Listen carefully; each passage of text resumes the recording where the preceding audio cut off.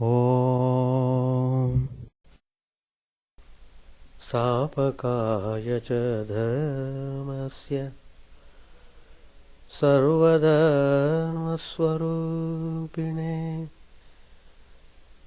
स्थापकाय च धर्मस्य सर्वधर्मस्वरूपिणे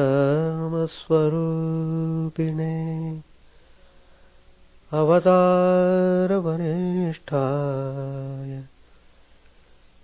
रामकृष्णाय ते नमः। असतो मा सद्गमय तमसो मा ज्योतिर्गमय मृत्योर्मामृतङ्गमय।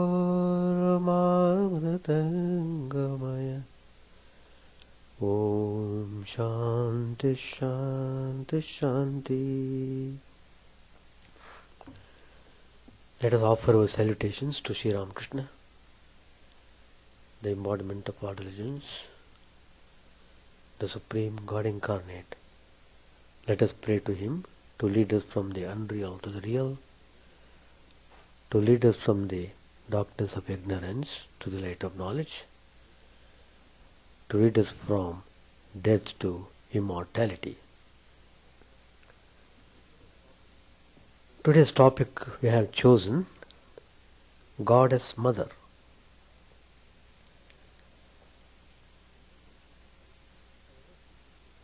The relationship between mother and the child is unique. The mother is a personification of love. It is the purest form of love that one can see, experience with the mother. Lord Krishna also declares in the Bhagavad Gita, in chapter 9, he says, Pitahamasya jagato mata dhata pitamaha. He says very clearly,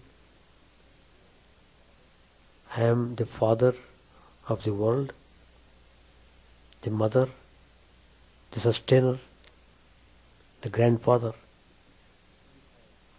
the purifier. Like that Lord Krishna says in the Bhagavad Gita.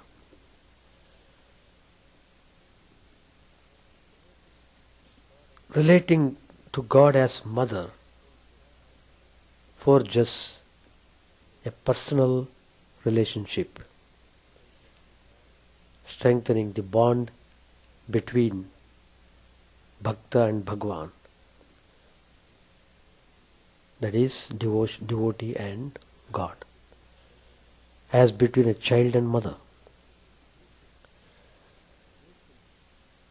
Recently we celebrated the worship of Mother Durga. We celebrated Navaratri.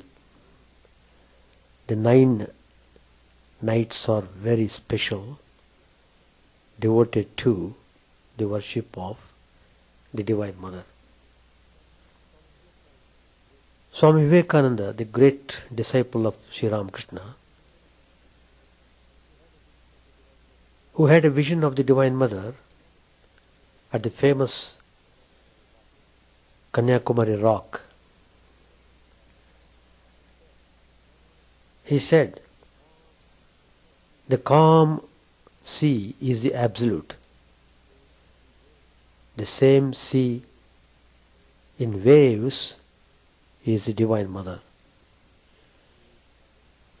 She is time, space, causation. Vivekananda's spiritual teacher, Sri Ramakrishna's childlike adoration of the mother, brought her alive at Dakshineshwar, initiating a spiritual renaissance in late 19th century, Bengal and the rest of India. Sri Ramakrishna chose the ideal to realize the divine as mother. She wholeheartedly devoted his whole time in devotional practices, prayers and meditation and worship. Finally, Mother showed the grace. He was blessed with unique experience of Samadhi, where Sri Ramakrishna could find the whole universe is nothing but Mother's consciousness. So Mother, Divine Mother Kali, whom Sri Ramakrishna was worshipping, showed Sri Ramakrishna that she was none other than Brahman, the all-pervading consciousness. That means God is present everywhere. The whole universe is enveloped by the presence of God. Only we have to purify ourselves to have the vision of the Divine Mother. So ancient cultures worldwide, they worship the Mother who is the focus of the spiritual practice.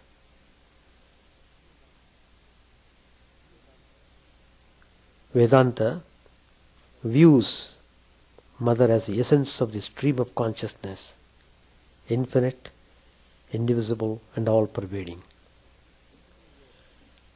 Kundalini Yoga perceives the Mother as the manifestation of the inner energy to be channelized through the Ida Pingala and Sushumna Nadis.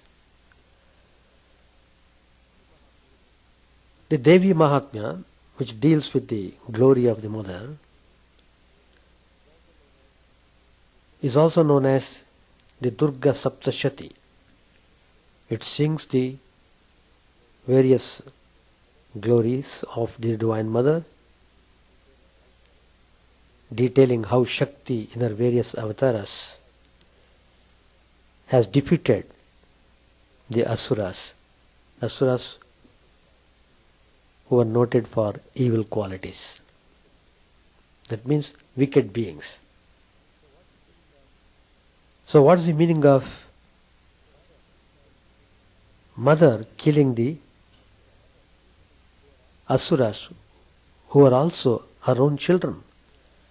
When you say Mother is the Mother of the universe, then all the beings are her children. Then could Mother kill the children? That question might be arised. But here, the Divine Mother herself explains the meaning of killing the Asuras. She meant she removes all the evil propensities of the wicked beings. In a way, she is purifying them and gives them liberation. So really, she is blessing them in removing their evil propensities, raising them from tamasic state to sattvic state, and then she embraces them.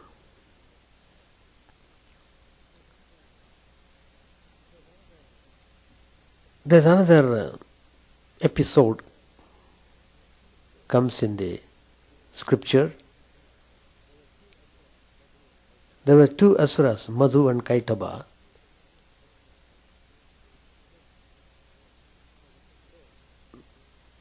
So they represent Krodha and Lobha, anger and greed,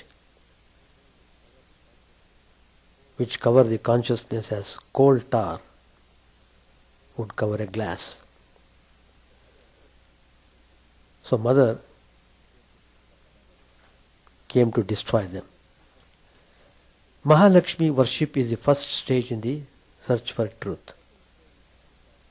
The second stage is signified by the destruction of Mahishasura and the Rakta Bija by Mahakali, getting rid of distractions of the mind. The last stage, the destruction of Shumbha and Nishumbha, is the allegorical destruction of avidya or ignorance, when wisdom is sought through the grace of Mahasaraswati. So in Navaratri we worship all the three, Lakshmi, Saraswati and Durga. Sri Ramakrishna brought alive the grace of the divine as mother in his stirring saga of faith and love, forcing even his Advaita Guru, this Saint Totapuri, to acknowledge that without her grace it is impossible to attain liberation. See, Totapuri, suddenly he got stomach pain. He did not know what to do. But as soon as he entered Sri Ramakrishna's room, he would be relieved of the pain. He was really wondered how that could happen. But as soon as he came out of Sri Ramakrishna's room, again from nowhere, he would be back with severe stomach pain. He could not bear any longer. Then he began to discriminate. Well, I have realized Brahman. So, Brahman alone is real, everything is unreal. So why should I care for this body which is causing pain and suffering?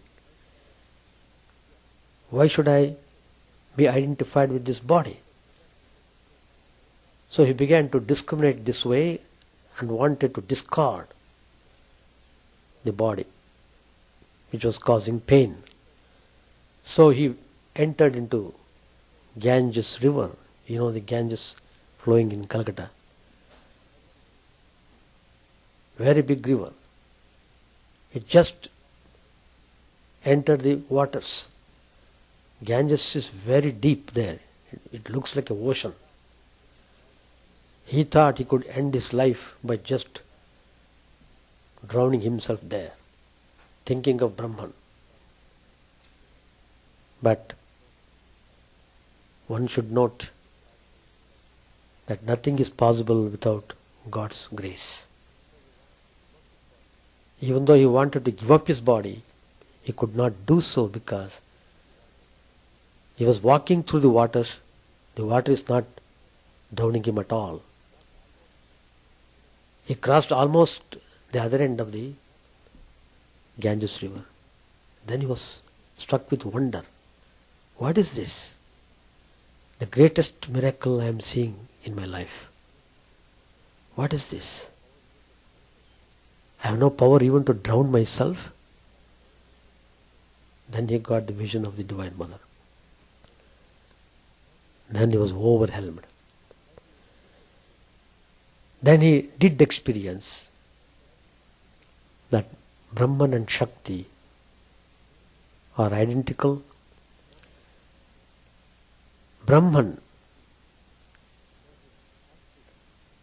when he is active, he becomes Shakti. Shakti is the Divine Mother. Prakriti is called Divine Mother. It is because of the grace of the Divine Mother we are able to boast our life here on this earth. If we are a little humble, then we will get glorious experience of the Divine Mother. So, one should acknowledge that without Mother's grace, it is impossible to attain liberation. The invocation of the Divine Mother is a spiritual tool, a very powerful spiritual tool to eliminate one's animal nature, and is a call to our higher nature, teaching us Viveka and putting us on the road to Vichara, as refining of one's Ichcha Shakti, Jnana Shakti and Kriya Shakti.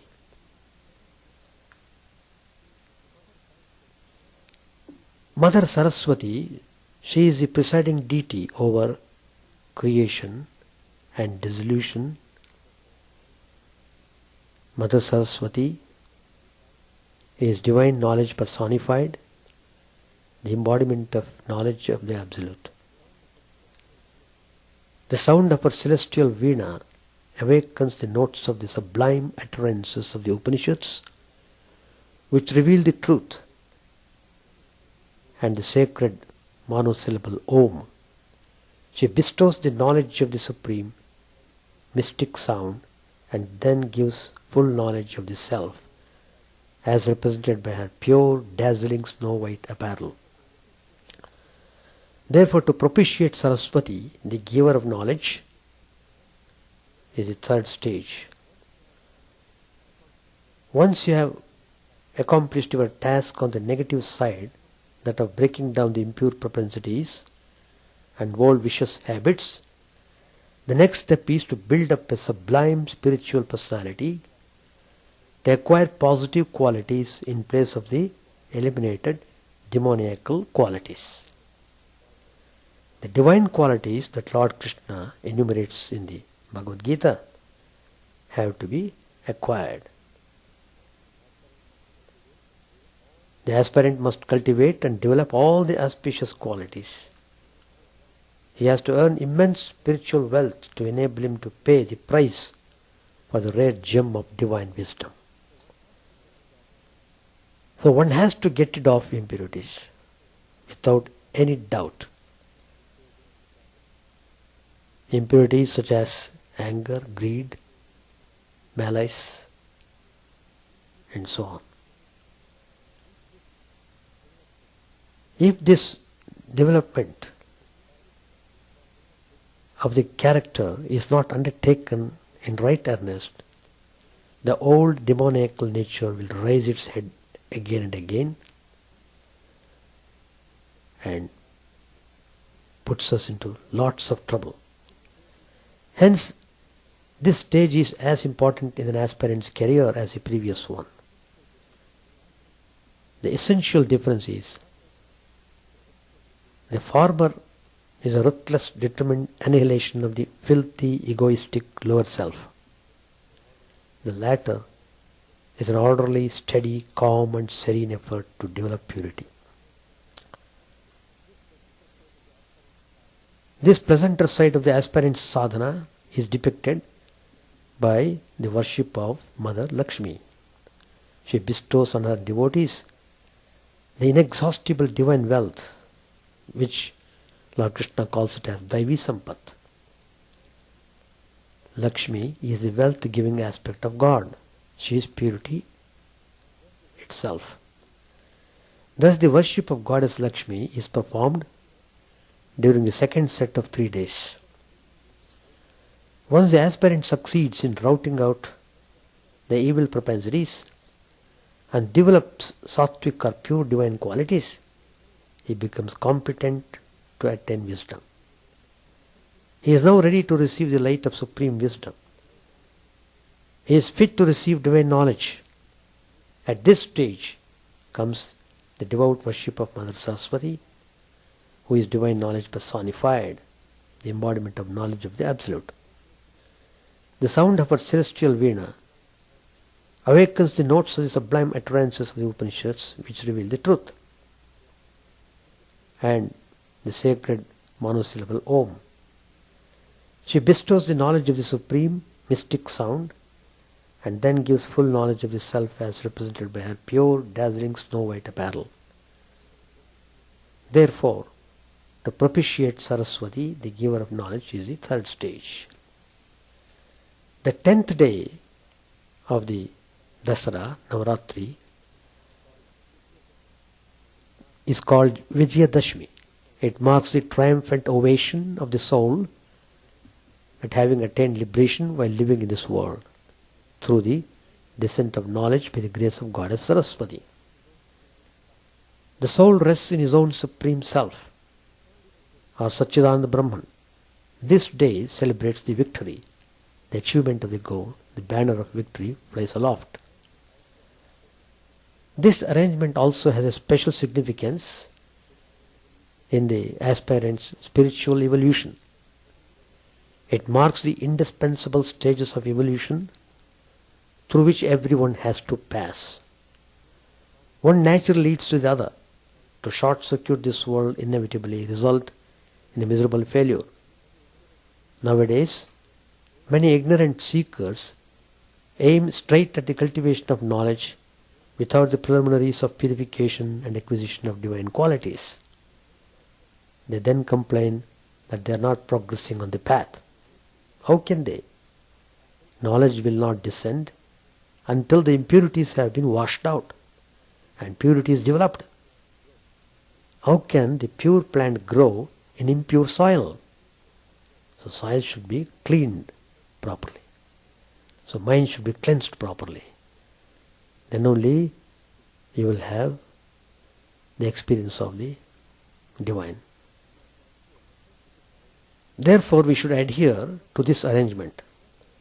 Our efforts will be crowned with a sure success. This is our path.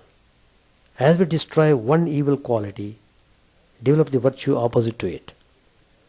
By this process, we will soon bring ourselves up to that perfection which will culminate in identity with the self, which is our goal.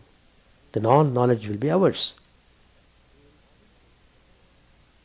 We will see yourself in all. We will have achieved eternal victory over the wheel of births and deaths, over the demon of worldliness. No more pain, no more misery, no more birth, no more death. Victory will be ours. So you must be really very earnest in your spiritual sadhana. If you worship Divine Mother with this attitude, then surely Mother will show her grace, because Mother is the embodiment of love. She loves her children.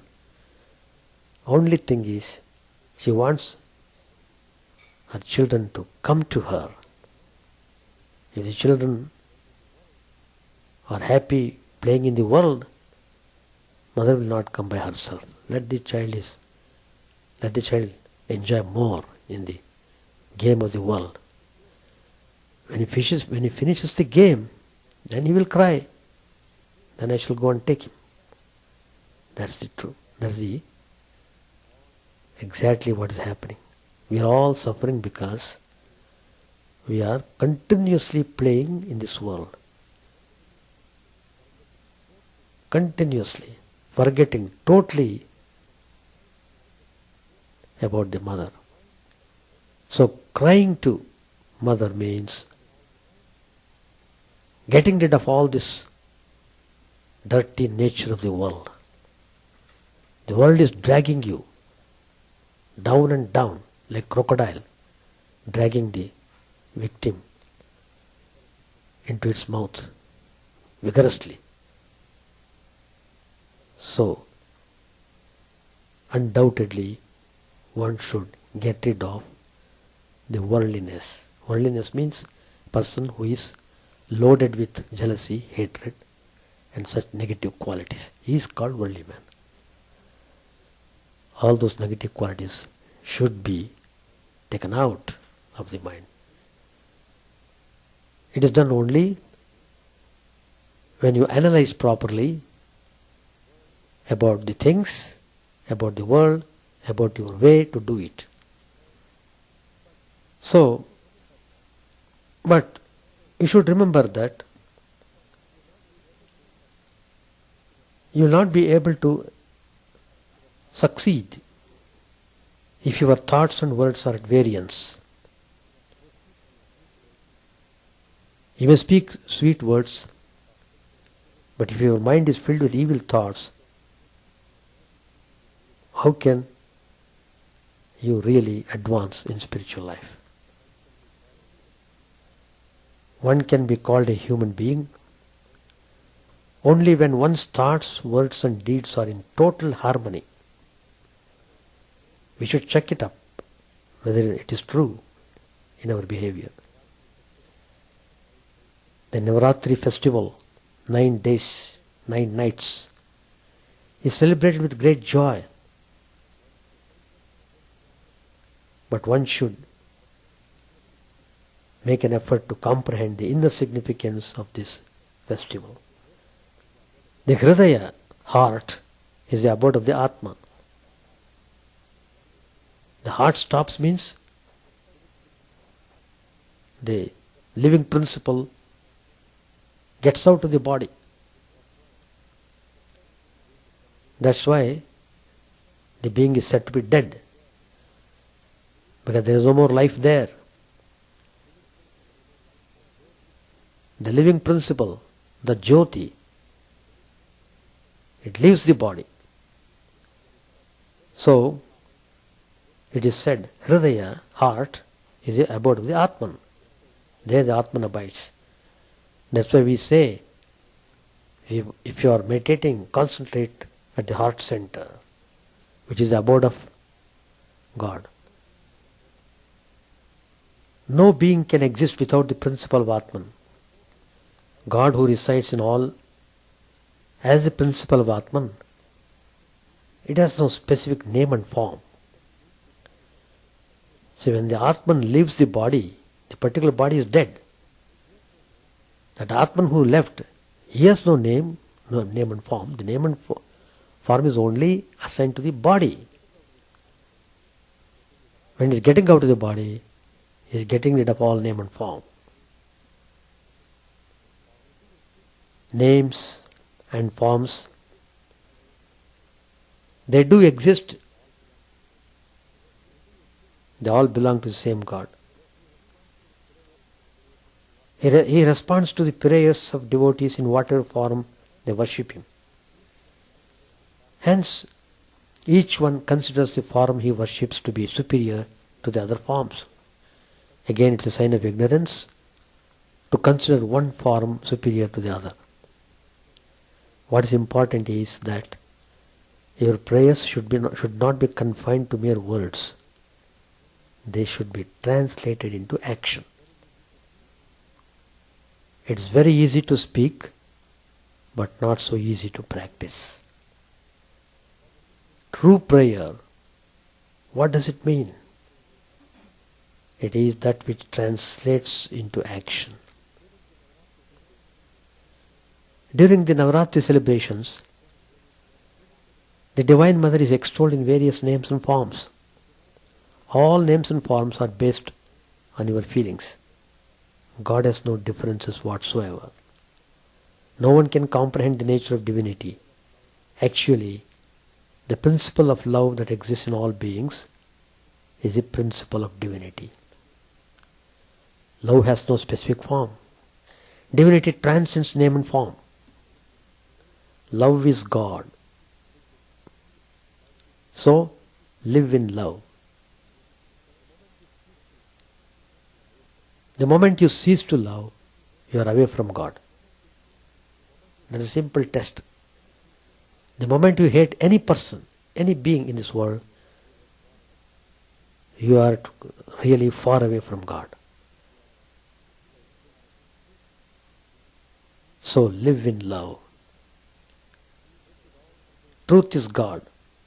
Truth is all pervasive. The creation emerges from truth and merges into truth. Is there a place where truth doesn't exist? Visualize such pure and unsullied truth. There are no different truths for different countries, such as American truth, Russian truth, Japanese truth, Indian truth. No. Truth is one and the same for all. It is uniformly present in every one. True celebration of Navaratri festival lies in contemplating on Satya Swarupa, Chidananda. God is the embodiment of truth. Sri Ramakrishna says in the Gospel, if you just practice truthfulness, you can realize God. No other spiritual practice is required. Hold on to truth, it will lead you towards the abode of God. So, that follows one should respect one and all. The divine Atman is present in everyone. To respect everyone is true worship in the spiritual sense. If you want to be respected, you should respect others in the first instance. Give respect and take respect. Understand the principle of oneness. That is divinity. That is the message of Vedanta. Oneness of existence. God alone exists. It is God that is living in every one of us. And He is the personification of love. The Vedas declare, Ekam Sadvibra Bahuda Vadanti. Truth is one, but is referred to as various names. By various names, God is referred. You may call Him by any name and form, but God is one. This principle of unity should be firmly installed in our heart. In America, you may call God as Lord Christ. In India, the same God is called as Krishna, Rama, Kali, and so on. God is present in everyone. How? In the form of love. Wherever you go, He is with you. He is the eternal witness. He sees everything, every action, every thought wave that crosses the mind. Lord witnesses it. Share your love with others and receive their love in turn. Love is your greatest virtue. Love confers the ultimate joy and bliss. God resides in the heart filled with love. Hence it is essential that you will fill your heart with love. Where there is love, there is God. That's why you see, take any saint in any parts of the world, that saint would be the embodiment of love. It's only then you can say that such a saint is realized one. He is always in you, with you, around you, above you and below you. Adhere to the principle of love. Never hate anyone. Hatred is your worst enemy. Once you develop love in you, hatred will naturally vanish. If you were to come across your bitter rival, greet him with love. He too will reciprocate the same feeling. How can you expect love from others when you do not have any love for them? Try to understand the power of love. It is your greatest wealth. None can estimate its value. What does God expect from you? It's only your love. Love is the tax that you have to pay to God for all that He has given you. During the Navaratri worship, you have to express your love to the Divine Mother in 9 different ways. There are 9 ways of expressing your love. One is Shravanam, listening. Second, Kirtanam, singing. Then, singing also means chanting of the mantras, Sahasranam stotras. Then Padasevanam, serving His lotus feet. Vandanam, making salutations. Archanam, worship. Dasyam, servitude. Sneham, friendship.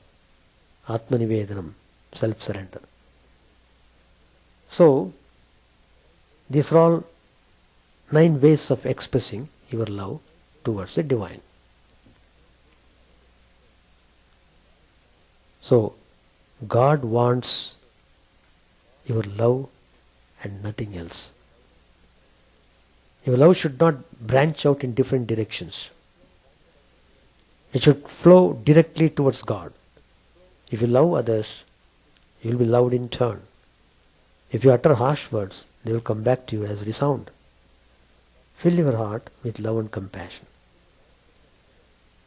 The Sanskrit word Hridaya, Hridaya. It is that which is filled with Daya, means compassion. Compassion is the hallmark of a true devotee. One who lacks compassion cannot be called a human being. When you practice truth and righteousness, you will be successful in all your endeavors. That's why the Vedas declare Satyam Vada Dharmanchara. Speak truth, practice righteousness. Your heart should melt with compassion when you see the poor and needy. Having spent this Navaratri in the worship of Divine Mother, your heart should be filled with love and compassion. The heart bereft of love and compassion is verily a cemetery. A cemetery. Right from dawn to dusk, love should be the undercurrent of all your activities. The moment you get up from bed, resolve that you would tread the path of love. Only then can you have the vision of God, who is the very embodiment of love. True spiritual practice lies in connecting love to love. Love can transform even a hard stone into butter. Consider love as your life breath.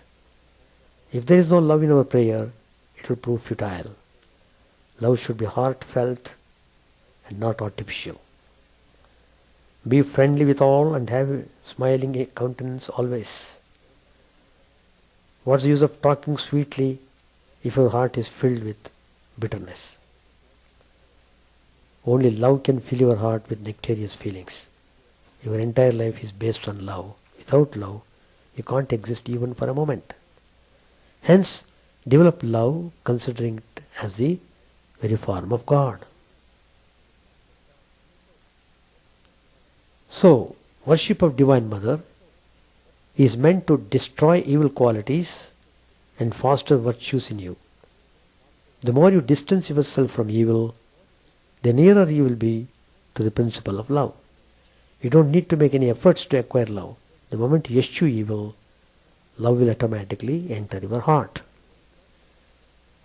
There is love inherent in all of you, but you are diverting it to worldly things. You are diverting it on worldly matters. True love is related to the Atmic principle. Worldly love is bound to change with the passage of time, whereas spiritual love is permanent. Even a breathing process speaks of the presence of love in you. When you inhale, you make the sound so. When you exhale, hum. Together, so hum means I am that. The principle of I is uniformly present in all. This can be experienced by following the 9 paths of devotion. Never give scope for differences. Understand the unity. I and you are one. Your love gets fragmented when you fail to visualize unity in diversity. There is only one heart which is changeless. Your words may vary, but your heart remains steady. The Gopikas used to pray, O God, I offer you the heart which you have given me. What else can I offer at your lotus feet? I pray to you to accept it. So, that means heart is not your property. It belongs to God. There is nothing in this world that you can call as your own. You may consider the worldly wealth and materials as your property, but they are not permanent. Lord Krishna says in the Bhagavad Gita, Anityam asukam lokam imam prapya bhajasvamam. As the world is temporary and full of misery, contemplate on me constantly. Divine love alone is true and changeless. The mariner's compass always points towards northern direction. Likewise, your love should always be directed towards God. You can't claim to belong to mankind unless there is kindness in you. Your life should be suffused with love and kindness. You should dedicate your life to love. You should let your love flow incessantly towards God. Then you will understand the unity. I and you are one. There is no second entity. You see the body, but you don't understand the feelings associated with it. The body is made up of 5 elements and 5 senses. But you are not the body. The body is made up of 5 elements and is bound to perish sooner or later. But the indweller has neither birth nor death. The indweller has no attachment whatsoever and is the eternal witness. In fact, the indweller who is in the form of Atma is verily God himself. You say, it is my head, my heart, etc. Then who are you? When you engage in self-inquiry in this manner, you will realize that you are different from the body. God pervades each limb of your body in the form of essence. Hence, he is extolled as Angirasaya Namaha. Salutations to the one who is in the form of essence in all limbs. So it's a mistake to confine God to a particular form. You should realize that God is attributeless, formless, and he is the very essence of life. Physical form is bound to change. A child becomes a boy becomes a man, who in turn becomes a grandfather. In this manner, your physical form undergoes constant change, but you will remain the same. You are the embodiment of God. Once you understand this truth, you will not be affected by physical changes. So, realize the Atman as your very life. Atma Jnana. Every one of you is endowed with divine energy. But people are misusing it. Youth is in our hands. Your very life is in your hands. You are not the body. You are the life principle. Body is meant to serve as an instrument in your quest for truth. The same Atman is present in all. Here you see a silver tumbler with water. The tumbler is the basis for water. Silver is the basis for tumbler. And divinity is the basis for silver. Divinity is not made up of material. Hence, give the materialistic standpoint. Sage Vishwamitra was taking Sri Rama and Lakshman along with him for the protection of the yajna he had undertaken. When they reached the banks of Saryu, Vishwamitra told them, "My dear ones, you are coming with me for the protection of yajna. In order to do so, you have to remain without food and water and wage a fierce battle with the demons for extended periods without respite. Hence I will teach you 2 mantras which will make you free from hunger and sleep." This is the power of Maya. When King Dasharatha, fearing danger from the demons, was reluctant to send his sons Ram and Lakshman with Vishwamitra, the sage counseled him saying, "O king, do not get deluded by seeing the physical forms of your sons. They are not ordinary mortals. They are verily divine." But when they reached the banks of Saryu, the sage was overcome with Maya and taught them the mantras as if they were ordinary humans. He told them, "Do not identify yourself with the physical body. You are the embodiments of the Atman.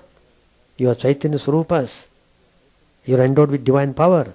Always bear this in mind. You will be free from hunger and sleep." After the protection of the yajna, Rama went to Mithila with the sage. They walked a long distance for 16 days. Yet Rama was always cheerful and full of bliss. In fact, bliss was his form. Hence, develop bliss more and more. Don't confine God to a physical form. I am not this body. Body is made up of food materials. This body is a den of dirt and prone to diseases. It is subject to change from time to time. It cannot cross the ocean of samsara. It is nothing but a structure of bones. O mind, don't be under the delusion that body is permanent. Instead, take refuge at the divine lotus feet. It's a grave mistake to identify yourself with the body. Give up body attachment and develop Atmic consciousness. Only then will you understand the experience of the divine, that is Atman. Otherwise, even the smallest physical ailments like stomach aches, headaches, etc. will make you feel anxious. Physical ailments are like passing clouds. So long as you are deluded by body consciousness, you will be affected by them. Once you give up body attachment, you are no more bound by the body and its limitations. When you sit in meditation, you forget your body. While referring to oneself, use the term I, the principle of Atma. Hence, you are not related to the body. It is only an instrument I. I is your true identity. You may add any number of I's, yet it will always remain I. Such principle of unity is present in all. It is the same for you and me. It has no difference whatsoever. If you don't give up the body attachment, all your education will prove futile. Understand that you are not the body. You are I. Never forget this truth. The physical form is bound to change. So, true Navaratri celebration lies in giving up Dehabhimana, body attachment, and developing Atmabhimana, identifying, discovering your true self. You can see for yourself what an exalted position you will attain once you give up the body attachment. You may be weak physically and mentally, but when you develop Atmabhimana, all your weakness will vanish in a trice. Sri Ramakrishna began to sing in a voice sweet with rapturous love. His eyes turned upward.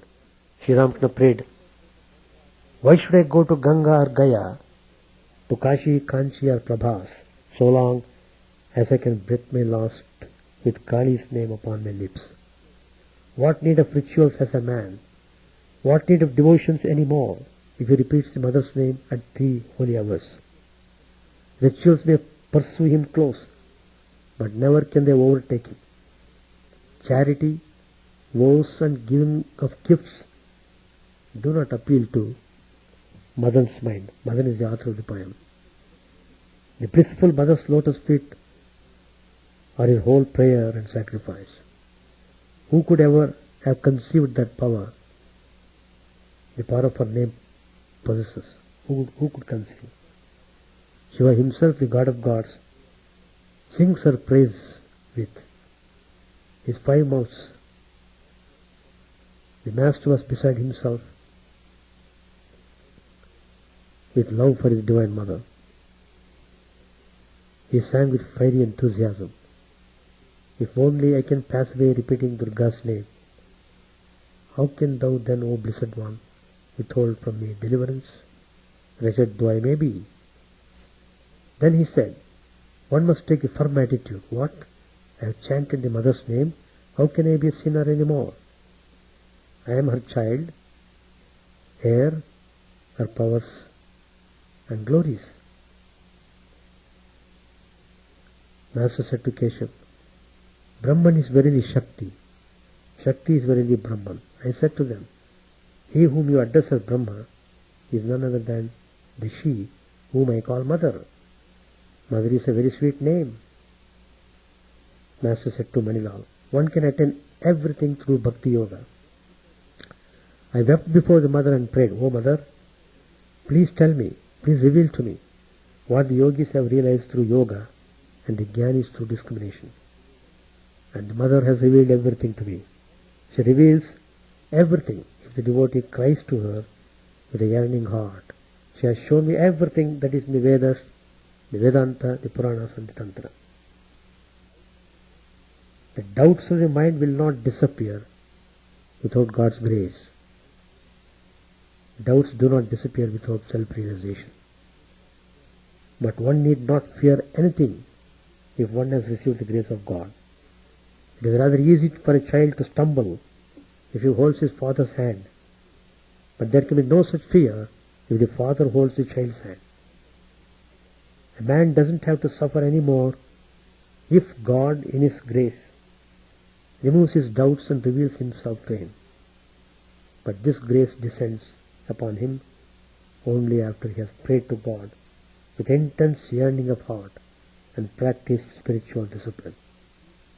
The mother feels compassion for her child when she sees him running about breathlessly. She has been hiding herself, now she appears before the child. But why should God make us run about? Thought Yam. Immediately Sri Ramakrishna said, it is His will that we should run about a little. Then it's a great fun. God has created the world in play. Leela Kshetra. See, it is a field of game. This is called Mahamaya, the great illusion. Therefore, one must take refuge in the Divine Mother, the cosmic power itself. It is she who has bound us with the shackles of illusion. The realization of God is possible only when those shackles are severed. Sri Ramakrishna continued, one must propitiate the Divine Mother, the primal energy, in order to obtain God's grace. God Himself is Mahamaya, who deludes the world with her illusion and conjures up the magic of creation, preservation and destruction. She has spread this veil of ignorance before our eyes. We can go into the inner chamber only when she lets us pass through the door. Living outside, we see only outer objects, but not the eternal being, existence, knowledge, bliss, absolute. Therefore it is stated in the Puranas that deities like Brahma praised Mahamaya for the destruction of the demons Madhu and Kaitaba. Shakti alone is the root of the universe. That primal energy has two aspects, Vidya and Avidya. Avidya deludes, Avidya conjures up lust and gold which cast the spell. Vidya begets devotion, kindness, wisdom and love which lead one to God. This Avidya must be propitiated, and that is the purpose of the rites of Shakti worship. The devotees assume various attitudes towards Shakti in order to propitiate her. The attitude of a handmaid, a hero or a child. The worship of Shakti is extremely difficult. It is no joke. Sri Ramakrishna said, I passed 2 years as a handmaid and companion of the Divine Mother. But my natural attitude has always been that of a child towards his mother. Women are, all of them, the veritable images of Shakti. He who is Brahman is the Adya Shakti, the primal energy. When inactive, he is called Brahman, the Purusha. He is called Shakti or Prakriti when engaged in creation, preservation and destruction. These are the two aspects of reality, Purusha and Prakriti. He who is Purusha is also Prakriti. Both are the embodiments of bliss. If you are aware of the male principle, you cannot ignore the female principle.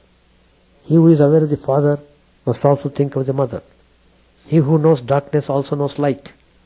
He who knows night also knows day. He who knows happiness also knows misery. You understand this, don't you? Keshav said, yes sir, I do. Then Master continued, my mother. Who is my mother? Oh, she is the mother of the universe. It is she who creates and preserves this world, who always protects her children, and who grants whatever they desire, dharma, artha, kama and moksha. A true son cannot live away from his mother. The mother knows everything. The child only eats, drinks and makes merry. He doesn't worry himself about the things of the world. The Divine Mother helps you to go safely across the ocean of relative existence, samsara. She also guides you safely through emotional turmoil, removes fears. She is goddess of emotions, expression and speech. Whenever you need help controlling your emotions, think of the Mother devotedly and you will escape terrible mistakes people prone under the momentary emotion. Mother Durga, meaning invincible, warrior goddess, destroys poverty, sufferings, injustice, diseases and evil habits like laziness. She is another incarnation of Parvati. She was produced from the radiance of all gods and represents unified forces of light. She destroys the powerful evil beings. Everyone should consider it his foremost duty to revere the Mother as divine and serve her, regardless of circumstance, country.